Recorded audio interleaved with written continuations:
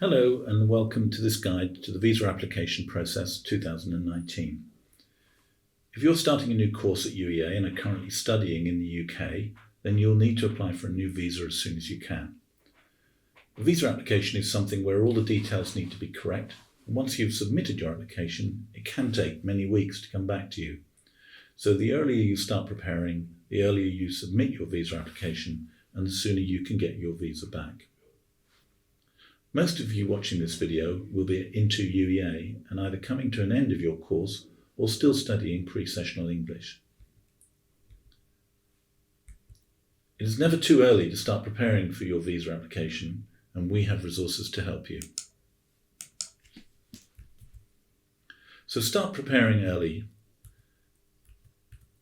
The earlier you start, the more chance you have to get everything right. We're offering workshops. You can make sure you attend these sessions on either the 5th or the 6th of August, and they're being run over in the UEA main campus. If you're into UEA, you'll receive an invitation to one of these workshops. They are really important and will help you a lot in understanding the process, understanding the documentation that you'll need, and also guiding you in preparing your visa application. So make sure you attend. We're also offering Tuesday drop-ins. They happen every Tuesday at 12 noon, and they are in the Into mezzanine. So just pop along if you have any questions, any queries or concerns, and there'll be UEA staff there ready to help you. You can also download a guide. If you go to the Student Support Service web pages, you'll find a guide that you can download to your phone or to your tablet or to your laptop that will take you on a step-by-step guide through completing your visa application. Then in the middle of August, you'll be asked to come to have UEA staff help you check your application and all the documents that you need to support your application. Look out for these appointments in August and be sure to book online. They'll start on the 20th of August.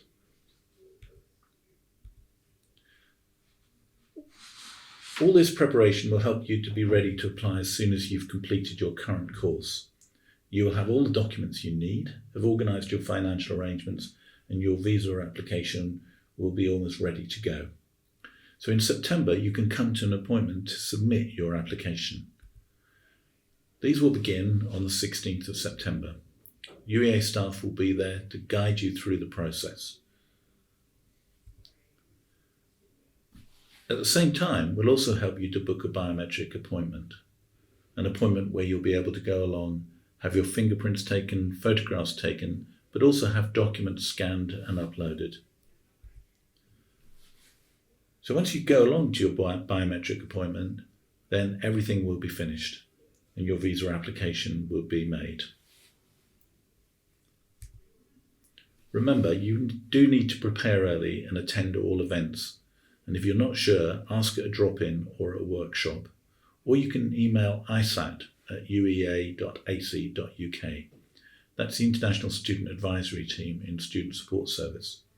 Or you can pop along and see Student Support Service in their offices near the library. Remember, details really matter in a visa application. You want to get things right. We can help you with that. But in the end, it's your visa application, so you need to prepare well. We're now going to go to take a look at the online form. Now, one way you can get there is via this URL. So you could type in this URL into your browser and it will take you through to an access page to the online form. Another way of doing it would be to go in via Google, and I'll just show you that now. So if you go to Google and you type in Extend Tier 4 Visa UK, enter that, and the first result you'll get is access to this government page. If I click on that, it takes me through to a page that gives me lots of information about Tier 4 visas. You can read that information and it will give you important information that you need to understand in making your application. But halfway down that page, you'll find an opportunity to click a link that says apply online. So I'm clicking that link and it takes me through to the page that I gave you the URL for earlier. Again, there's lots of useful data and information here, including information about the cost and immigration health surcharge and biometric information. And at the bottom of that page, there's a green box that says apply now. And so I'm going to click on that. So this has now taken me to the start of the online application. Now, this online form is particularly for people who are applying from within the UK. So the first thing they're doing is checking whether or not you are in the UK when you make your application. So I'm completing this for myself, and so I'm saying, am I currently in the UK? Yes, I am. And that's what you will all be saying too. It then wants to check whether I've got any other Home Office applications in at the moment. Almost certainly your answer to this will be no. If you're uncertain, or if you think you might actually have another application in, then please talk to Student Support Service as soon as possible. But I'm almost certain your answer will be no, you have no applications in, and that's my answer too. So I click no and save and continue. Then wants to register an email, and it's really important to choose an email address carefully. You may have several emails available to you, but you want to choose one that you're going to access frequently and be able to look at on a regular basis. This is the email address that the government will contact you on if they want to discuss any issues regarding your application or want to send you information about your application. So I'm going to complete this now with my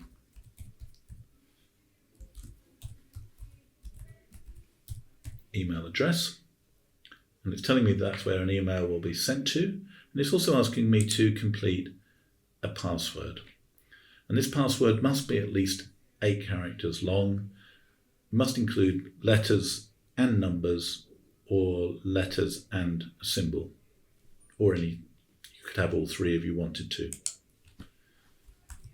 So I'm completing my password at the moment, and then it asks me to repeat it.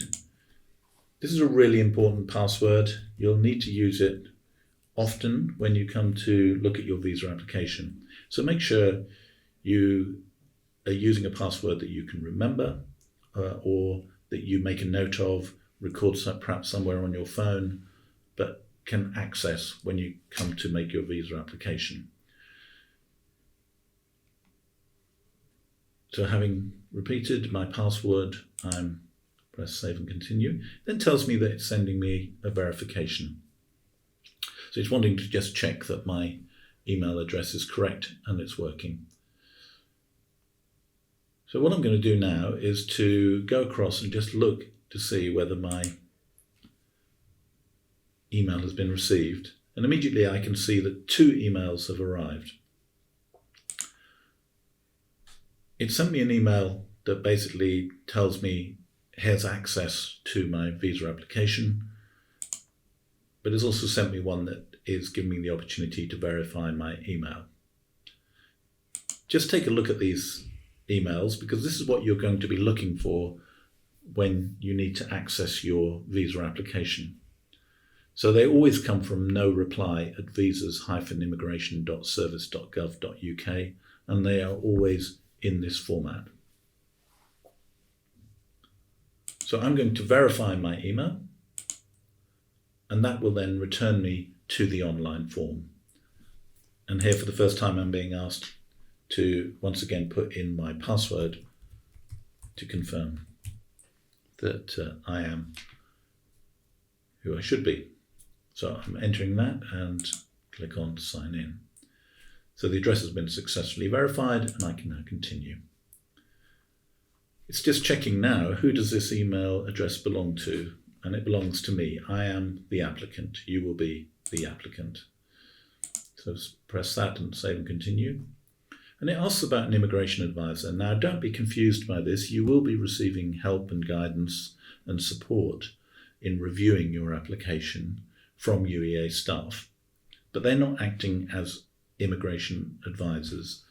So it is your personal application, and so you need to say, no, I do not have an immigration advisor based in the UK. And then save and continue. Now here's a useful page. It is something that you will see at various times as you go through your visa application. And basically it's an opportunity just to review what you've done so far, but also importantly to be able to make any changes if they're necessary. So it shows me all the answers I've provided to this point. And if I was to think, actually that's not the correct answer, all I do is click on change. It takes me to the relevant page where I can change my answer. And then when I press save and continue, it will return me to this point. But I'm happy with all of these answers. So I'm going to press continue and move on from there. So applicant, it's basically asking you, are you the applicant? And you will be the applicant. So you can say, yes, I'm wanting to answer questions about myself. And it wants to know now some personal details. Now, there's a very important statement here at the top, which is that it's asking you to put in your name as shown in your current passport. And this is true of a lot of the details that you'll put in here. You will need to put them in exactly as they are in your current passport. So you'll need your passport with you as you go through this process. So first of all, it asks me my title, which is Mr. And then it's asking me for my names. Now I'm going to put in a made-up name. So I'm putting in first as my first name, and then my family name I'm going to put last. So I'm saying that my name, as in my passport, is first last. It then gives me the opportunity to save and continue. You'll note here that there is an opportunity to enter in details if you only have one name. Some people only have one name. They don't have a given name and a family name. And that's perfectly possible, but you need to click on this link here and it will give you the opportunity to complete just a single name. Most people will have two names, and so that's the way I've done it here. So save and continue. Any other names? Now, what this question is wanting to do is to establish whether you've ever been known by any other name. So you can select no if you've never changed your name. This question is asking, have you officially changed your name? This is not about whether you're known by a nickname or known by, say, an Anglophile name. It's whether you've officially changed your name. And the most common reason that people change their names can be through marriage. But I've never changed my name, and I'm going to click no. I'm not known, never been known by any other names. Then going back to the all-important email, and it's saying, can we use that email to contact you? You definitely want to be saying yes here. You want to be contacted. If they need to get hold of you to discuss your application, then you want them to be able to reach you. So I'm saying yes, please contact me on that email address. Now we come to telephone numbers. Again, it's really useful to have a telephone number that you can be reached on in the UK. So if you're using a UK number, you need to put in the country code first of all, which for the UK is 44. Then you can add your telephone number. But it's important that you say, yes, I can be contacted while I'm in the UK. So I'm ticking that box for use whilst I'm in the UK. And you will be in the UK throughout your visa application process. So you should expect to tick that box. And then say save and continue. We now move on to the postal address.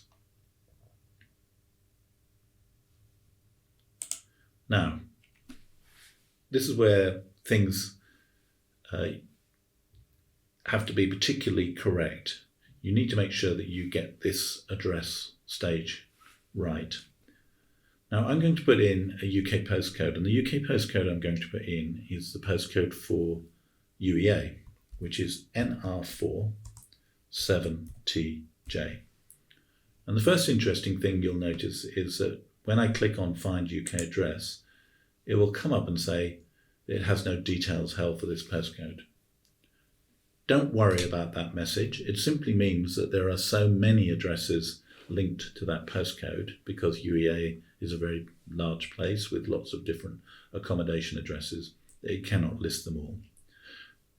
So don't worry that it says it can't find details. You just need to click on Enter the address manually. Now at this stage, you're not actually going to add the address of where you live, but rather you're going to add the address for Student Support Service. And the reason you're going to do that is that when your visa comes back, you want it to come back to the Student Support Service so that they can handle all of the details of that for you.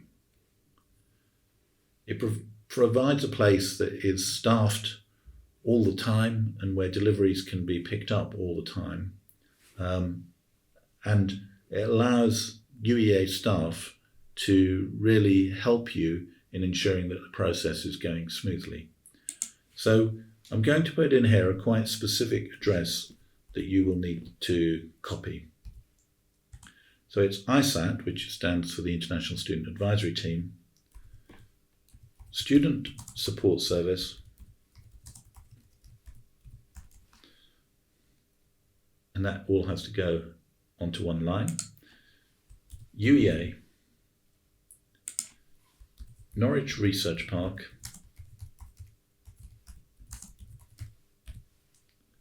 Norwich. So make sure you do it exactly like that. ISAT, Student Support Service on the first line, UEA, Norwich Research Park, Norwich.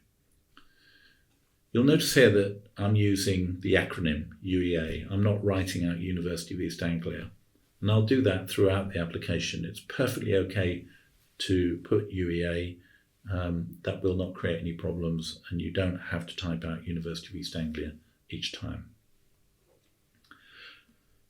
So now there's a really important question. Is this where you live? Well, obviously it's not where you live. So you're going to answer no. So now it's saying, okay, that's not where you live. So can you tell us where you do live in the UK? So I live on campus. So I'm putting in my campus postcode again. So as you would expect, once again it comes up and says, we don't have details for that. That's fine. I'm going to have to enter address manually. Now this time, I'm putting in my address for where I live on campus, and you will have to do the same. Obviously, if you live off campus, you need to put your address off campus. So for me, I'm putting in Constable Terrace,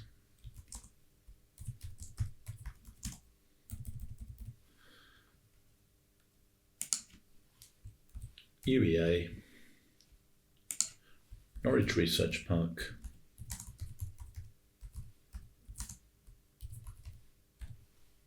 Norwich.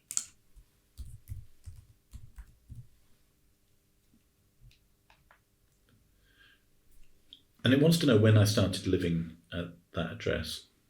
Now in this case, it's important to know that you cannot put a date in the future. So it might be that you're thinking, I'm going to be moving into different accommodation in September, for example. But it won't allow you to put in an address from the future. So you have to put in the address where you're currently living, and you have to put in the date that you moved into that address. So for me, it was in early July, so I'm putting 07 2019. Just note this date format. It wants you to put in two numbers for the month and 4 for the year. So even though it's 7, I'm putting in 07.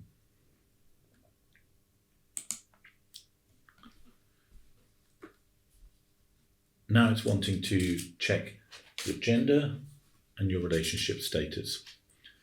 So in this instance, I'm male, so I'm putting that in. Now, you need to put in the gender, again, as it is specified in your passport.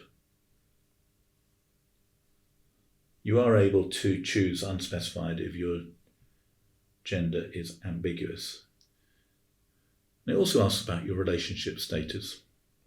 If you're in a relationship but do not live with that person, then you can select single. Obviously, if you're completely single, you can select single. For me, I'm putting single. So you need to choose the option that best describes your relationship status. So I put single and save and continue. Now we come to nationality. So your country of nationality is the nationality as it's stated in your passport.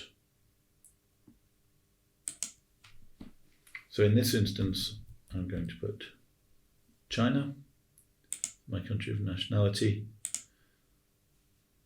It's also asking about my country of birth, and my country of birth is also stated in my passport, and I can put China. The place of birth is going to vary, and it depends on your passport. It might be the city you were born in, the state, or the province. If your passport does not state your place of birth, then put your country of birth in here too. In the passport I have in front of me, I have a place of birth, so I'm putting that in. It then asks me to confirm my date of birth, again exactly as in my passport. So using the format, my birthday is actually 8th of August, but I put 0808, and it was the year 2000. So I can save and continue. Now it's asking more questions about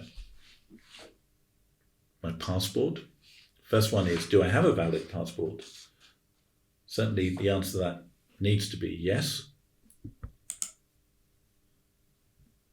Passport is absolutely a crucial document for your visa application.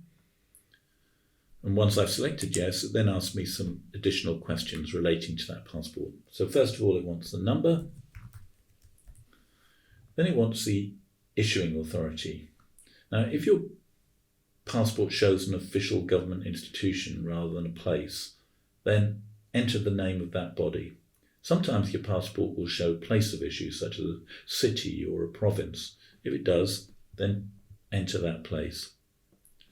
But basically, whatever it says in your passport, that's what you're going to be putting on here. Now, in my case, I'm putting MPS. That's the name of the official government institution. And it has a little bit more information in my passport explaining what that MPS actually stands for, but MPS as an acronym is absolutely fine with a Chinese passport. And it's asking me the issue date. So again, following the format, I put in the issue date and also the expiry date.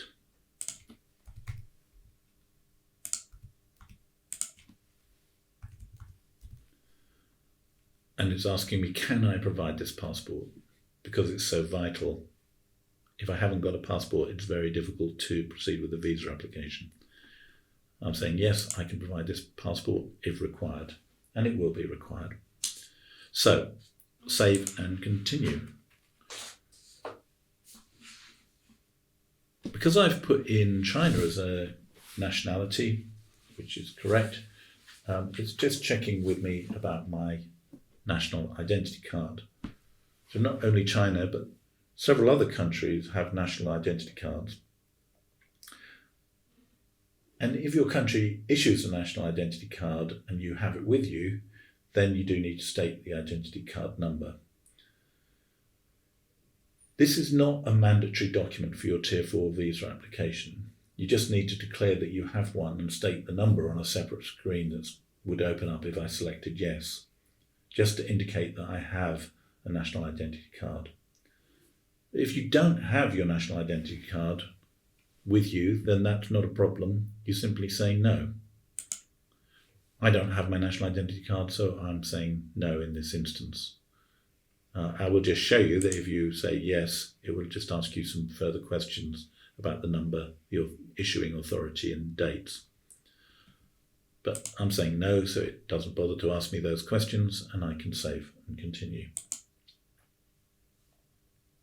Now, if you're from some countries, then you're able to have dual nationality. That's not true of all countries. But even if you do have dual nationality, then it's important to realise that your application is only going to be considered for the nationality that you've issued in the passport section. So if I had another nationality, I could choose yes and just answer some questions about that. But in my instance, no, I don't have another nationality. So I'm saying no, and I'm going to save and continue. Now we're moving on to the status that you are in currently in the UK. And it's wanting to check that you currently have a UK visa. Now you need to answer this question, and if you don't currently have a visa or your most recent visa has already expired, then you need to contact Student Support Service as soon as possible. You should all have a visa, so I would expect everyone answering this to say yes. Then goes on to say what type of visa is this, and it offers you a drop-down menu. Now, it's pretty much certain that all of you will have a Tier 4 General Leave to Remain. Now, sometimes, depending upon the browser you use, you won't be able to see all of this menu, but Tier 4 General Leave to Remain is always at the bottom of the menu, so make sure you scroll down to it if you need to, and choose Tier 4 General Leave to Remain.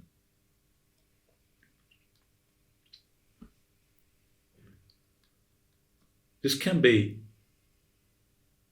a little bit confusing because in this case they've said leave to remain. That may not say that, it may not say that on your visa, but you are selecting Tier 4 General as an option. So don't worry that you can't see leave to remain necessarily on your visa, but you do have Tier 4 brackets General. So you can select that option and then save and continue.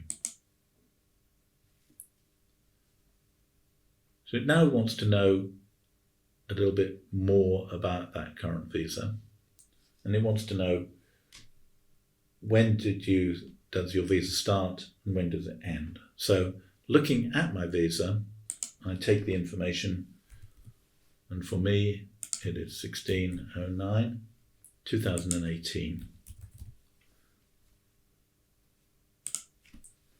And the end date is 19th, my mistake, 19th of October 2019. Now you'll see here a warning that you must submit your application before your current leave expires. Now that is true, but that doesn't mean that you can wait until near the time that your current leave expires to make your application. As I've said earlier, we're encouraging you to make your application as soon as you can. Now you need to have completed your current course in order to submit the application, but you're going to be preparing ahead of that, and you'll be ready to make your application as soon as you possibly can once you've completed your current course. So, having put in those details, able to say save and continue. This next question basically is asking you whether your visa has ever been shortened. So revocation, cancellation or curtailment is all about shortening of your visa. That means they would have withdrawn it after they'd granted it. Safe to say your answer is going to be no.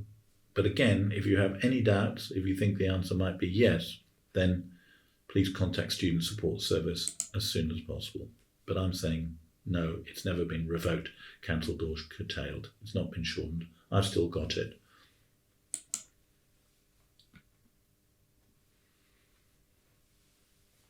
It's then asking whether your most recent leave was as a Tier 4 student. Yes, it was.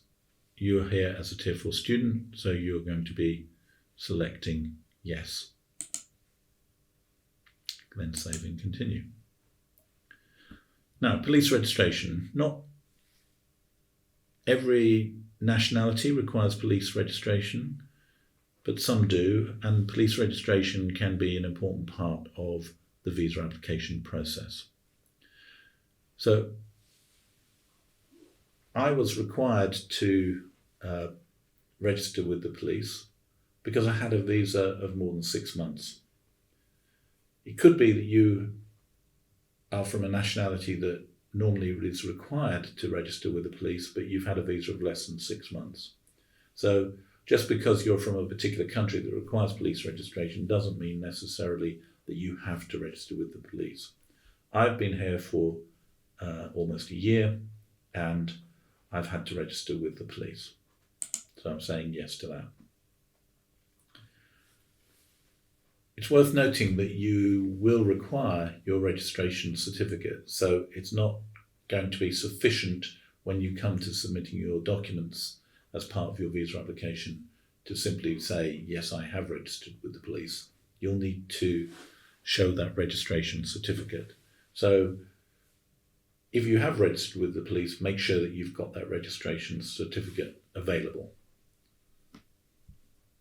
and in a safe place. So I'm saying yes to that, to police registration. I save and continue. Now it wants to know whether or not you have a BRP, a biometric residence permit. That's the card that looks a little bit like a credit card that is your visa.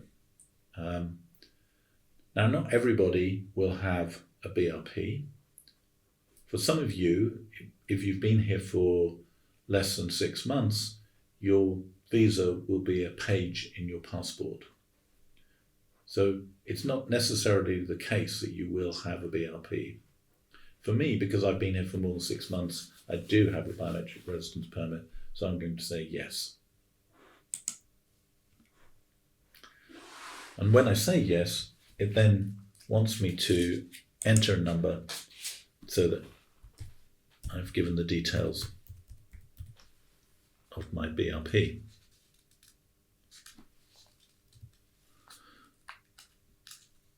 The other options would be no, I've had a BRP, but I don't have it now, and that could be if I've lost it, can't find it. Now, if that's the situation, you do need to talk to Student Support Service as quickly as possible. Or it might be that you're saying, no, I did not have a biometric residence permit for my most recent leave. And that would again be the situation where you've got it as a visa in your passport. So I save and continue. Now it's asking about national insurance number. A national insurance number is something you're given if you've been employed whilst you're in the UK.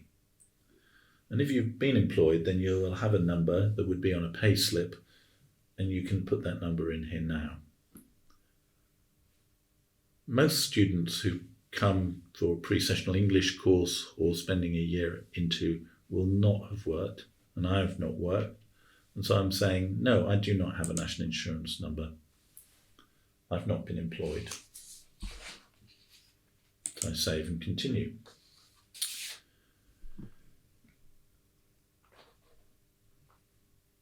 Now, we talked a lot about Tier 4, and the type of visa that we've been talking about, and the type of visa that you will be applying for, is a Tier 4 general visa. There is another type of visa, which is a Tier 4 child visa, and it's not very likely at all that any of you will have had one of these. I haven't had one. I'm going to say no. I've had a Tier 4 general visa. So I'm saying no, I haven't had a Tier 4 child visa. Just don't be confused by the fact that it says Tier 4. This really is a different type of visa. Tier 4 child is different to Tier 4 general.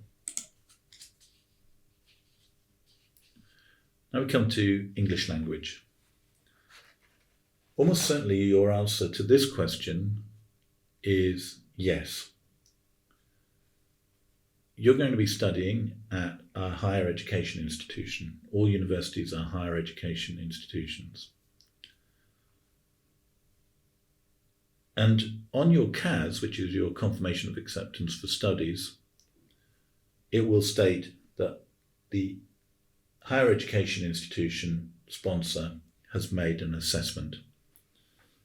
Now, you might not, at the point that you're starting to complete this form, have yet received your CAS.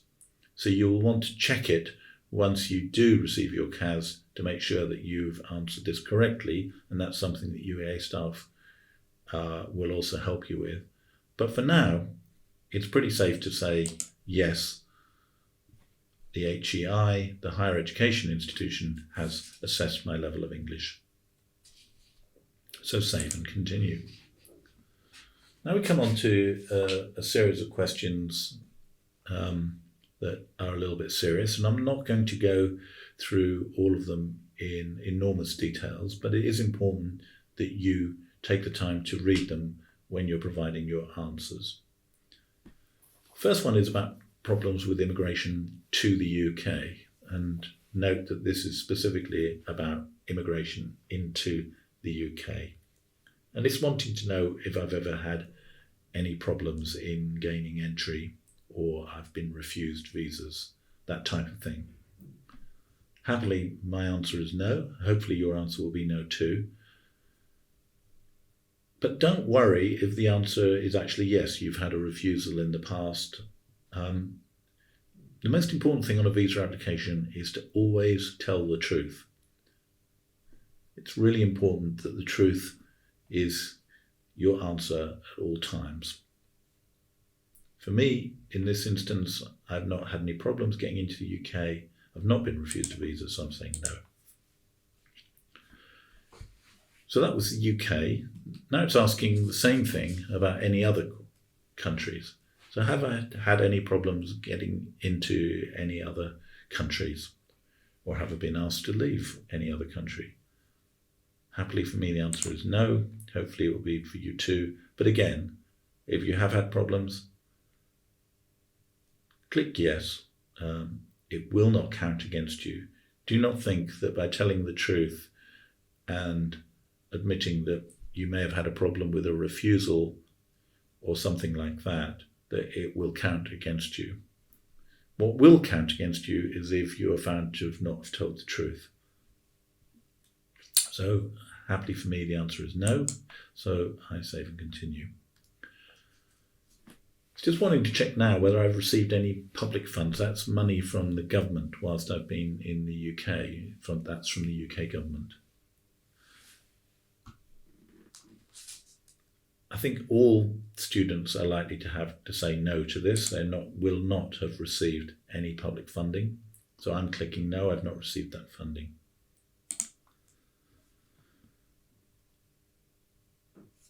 We're now into a series of questions that address some bigger issues.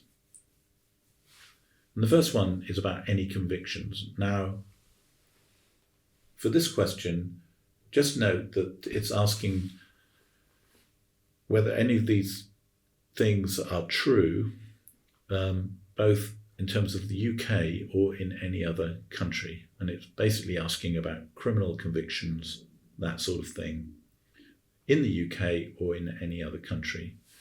And just note, because sometimes this confuses people, that this can include driving offences too. So read through those and again, tell the truth. Happily, I've never had any of these, so I'm clicking no, I've never had any of these. And I'm going to click on Save and Continue. There's now some really big questions about war crimes, which you should read, but hopefully you'll be happy to say, no, I've not done any of those terrible things. And just press Save and Continue. Same around terrorist activities. Read it carefully, select the correct answer. Hopefully that will be no. I'm saying no, and I save and continue. A similar type of question around terrorist organizations. Read it and then click the correct answer. For me, that's definitely no. And similarly for terrorist views, I'm able to say no.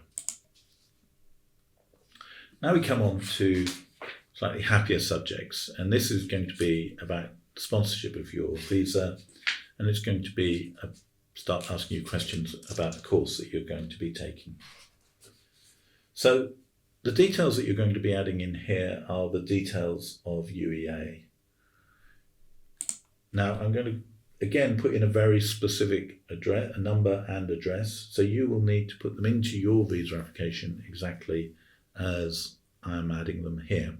So the UEA sponsor number is XNU1YRCC2. That number will appear on your CAS, but you should also see it on your visa. You may not spot what it actually is on your visa, but if you look carefully at your visa, you will see that number appears because UEA is the sponsor of your visa. Now this address, as I say, is quite specific, so you need to put it in exactly as I'm putting it now. So that's UEA, Norwich Research Park,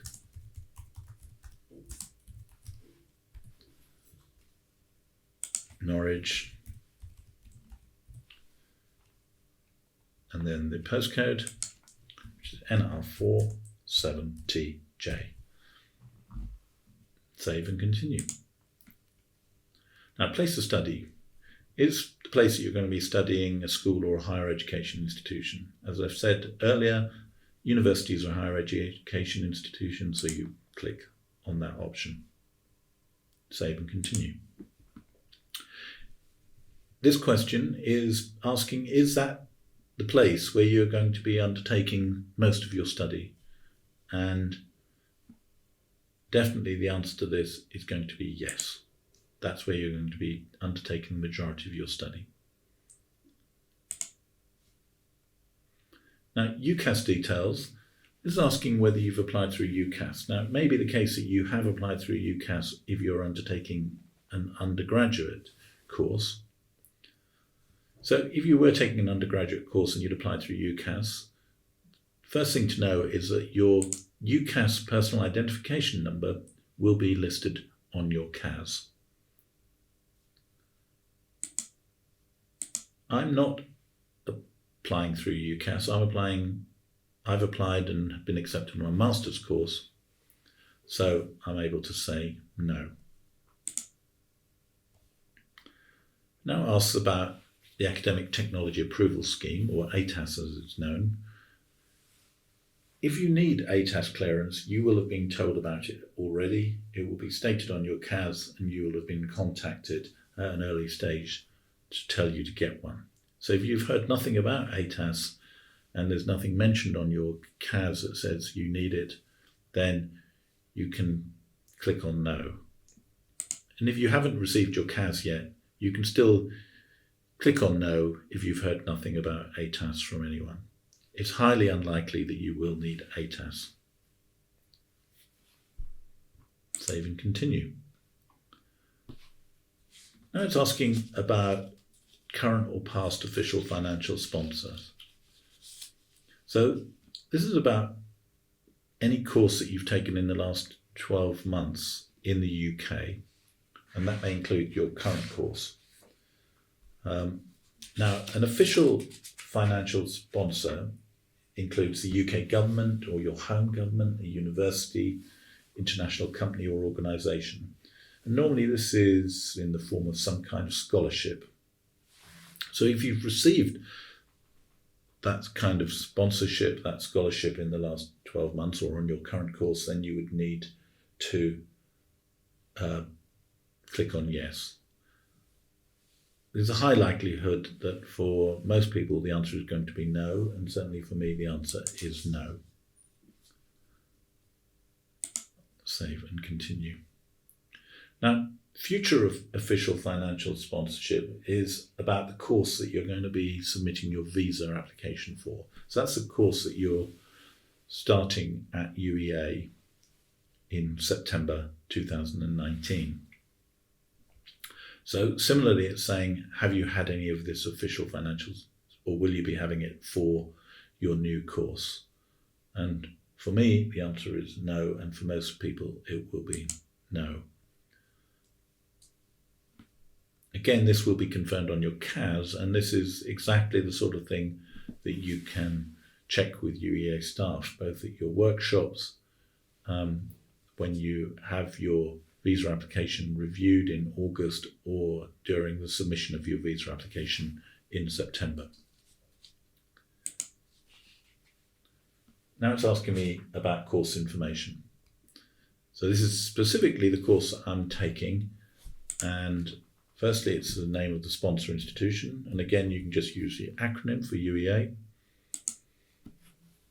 And for me, I'm taking an MSc in Investment and Financial Management.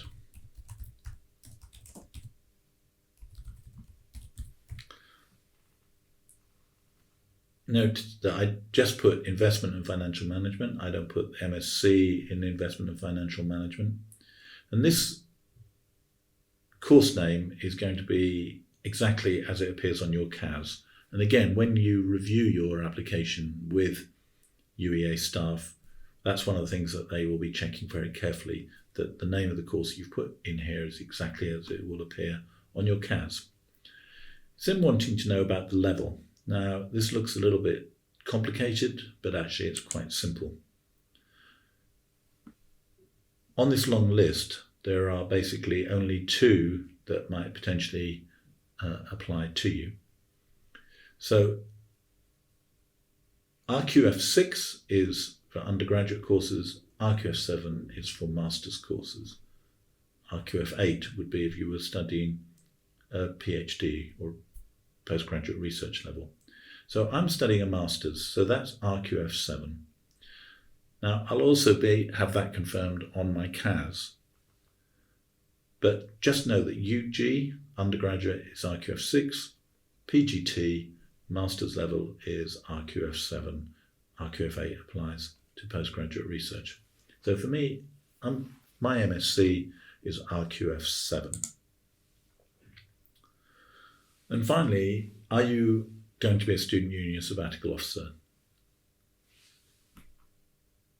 Everyone can safely say, no, that's not why I'm applying, because I'm applying to take a course, not to do something else.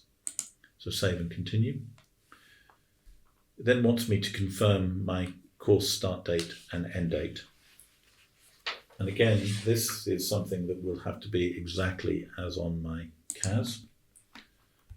For me, the course start date is 23rd of September 2019, and that's likely to be true for most of you.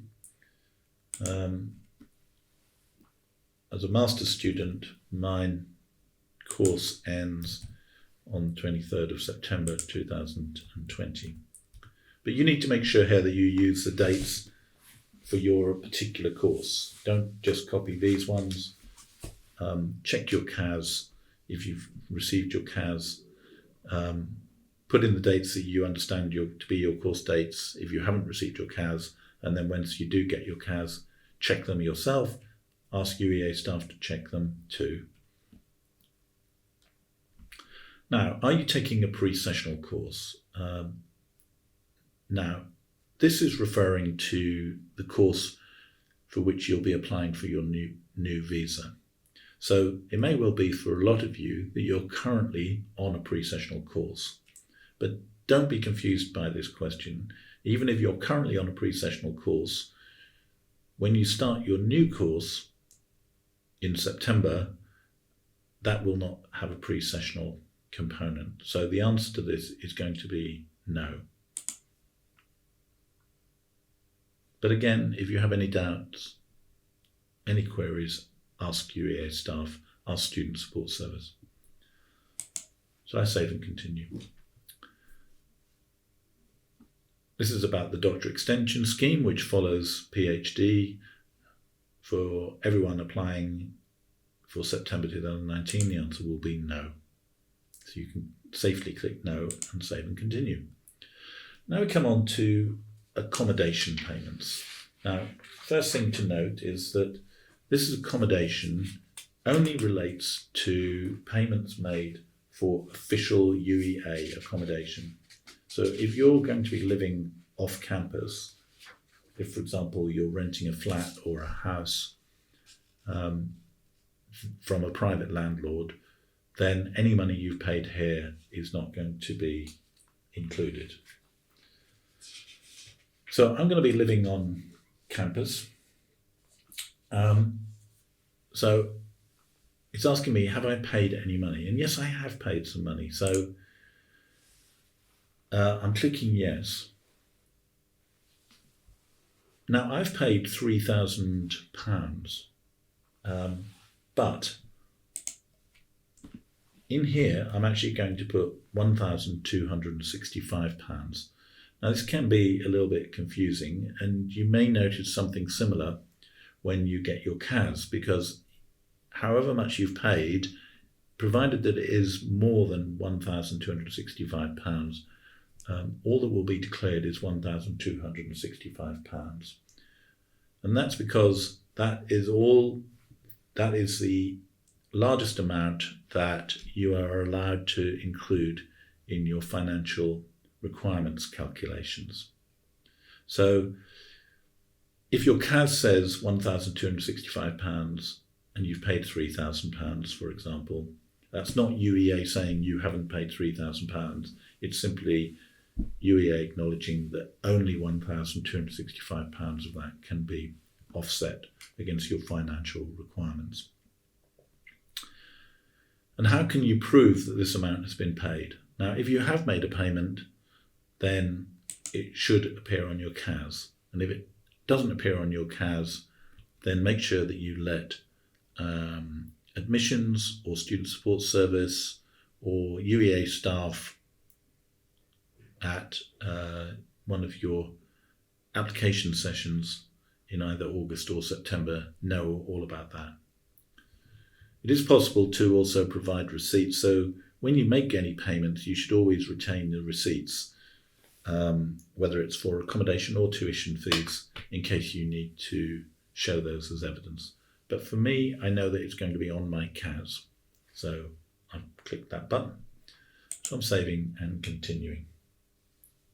Now it comes on to my course fees. So these are the course fees as will be declared on my CAS.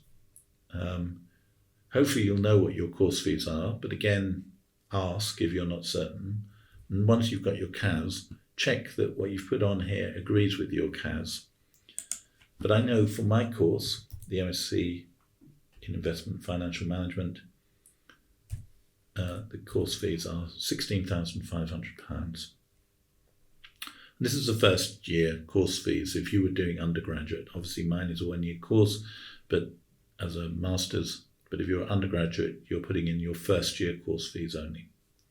And it's saying, have you made any payments towards this? Well, yes, I have. I've actually paid a £2,000 deposit.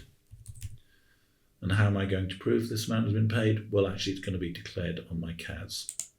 So my CAS will show that that payment has been made. Next, it asks me about student loan. It's very unlikely that you will have a student loan. Obviously, if you're not sure if you've received a student loan, then do check with UEA staff or with Student Support Service. But this is official student loans only. It doesn't mean personal loans or loans that might come from other sources. So it's almost certain that your answer to this will be no.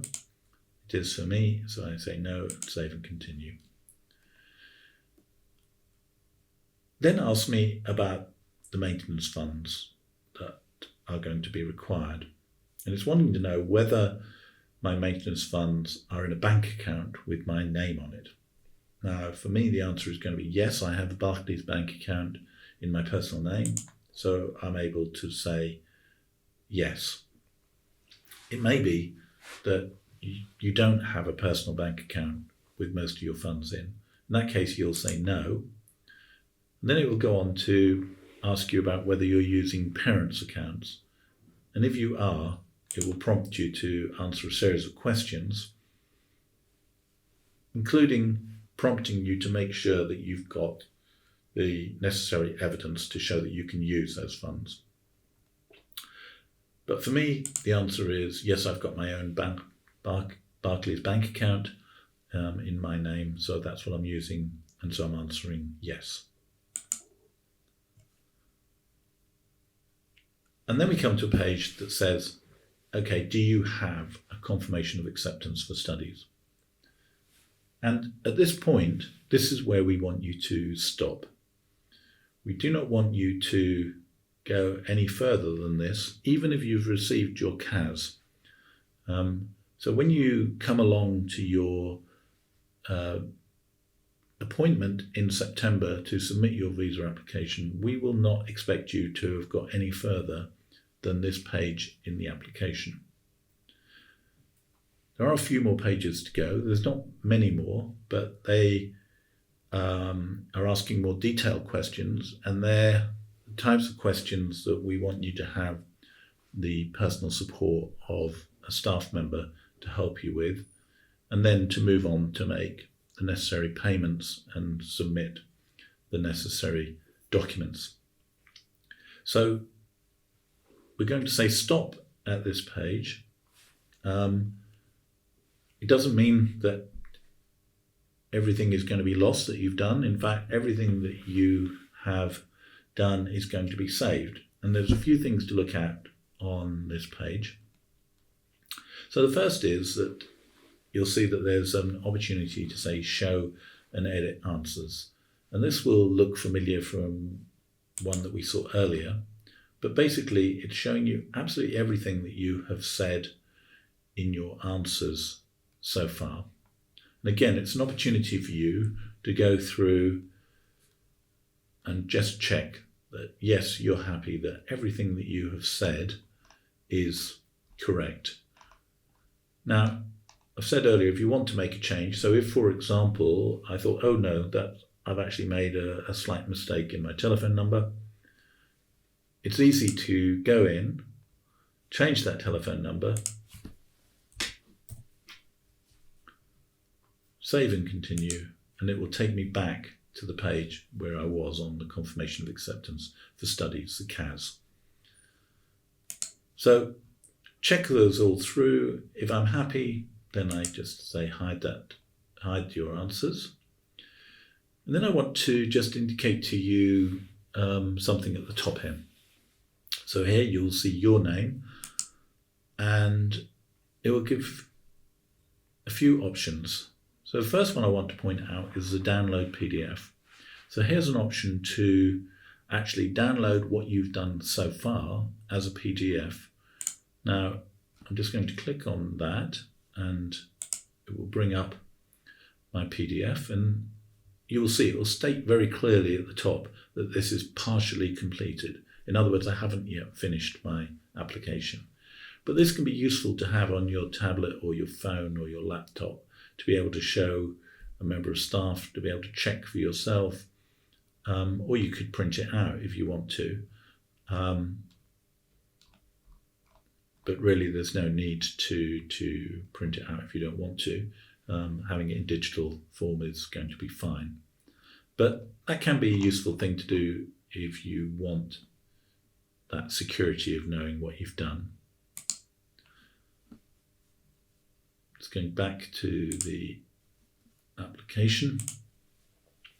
And then the other thing on here is to return to this application later. And you will have noticed that that's been available at the bottom of most of the pages that we've been on.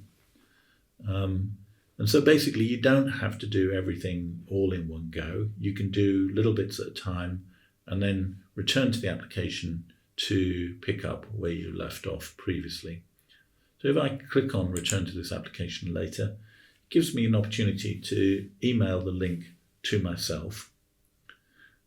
Now,